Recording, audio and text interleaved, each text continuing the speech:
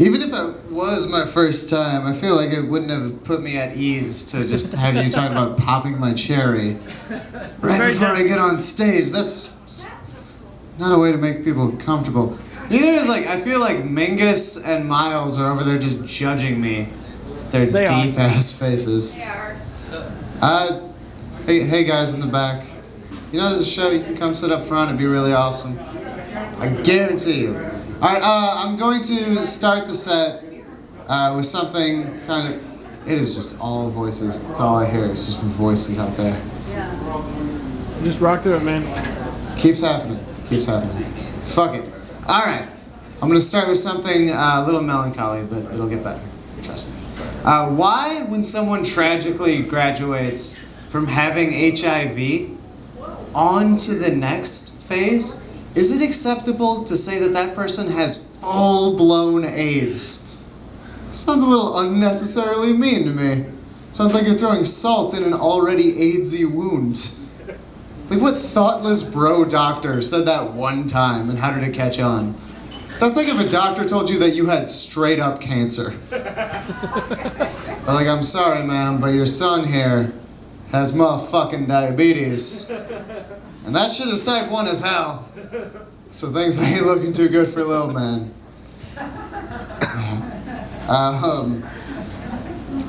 Speaking of little man, I was at a barbecue with my family this summer, and my 6-year-old nephew was on the swings with one of his little 6-year-old friends. And they didn't want to swing right next to each other because they didn't want to be married, if you remember that little childhood game.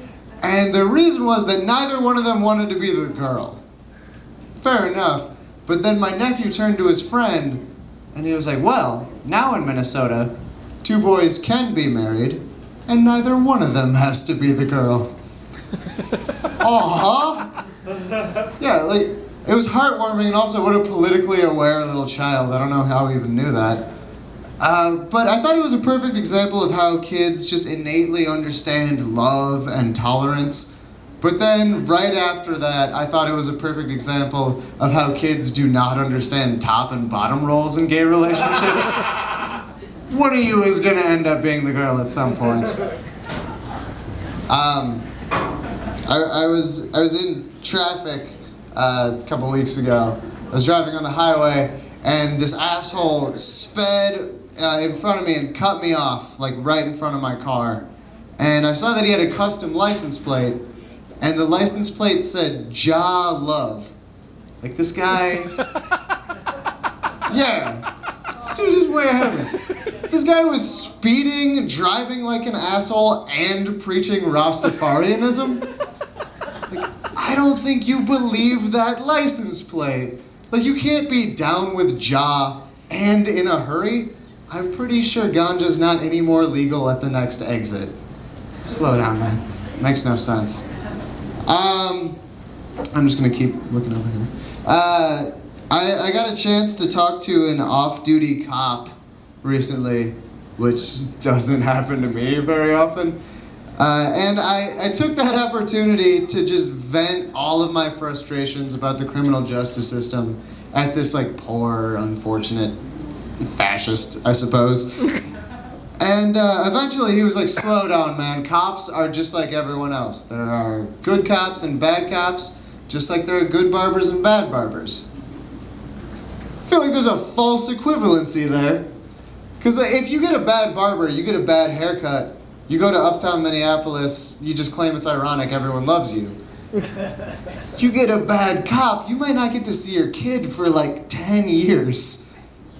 And also, like, no one is upset at the basic amount of power that a barber yields. Because you never heard a barber have to say, I was just following procedure immediately after a tragedy. Fuck the police, guys. Come on, get on board! Get on board. Yeah, slow clap. I feel like everyone knows that white people are awful, even white people, but sometimes white people are accidentally just the flat out worst.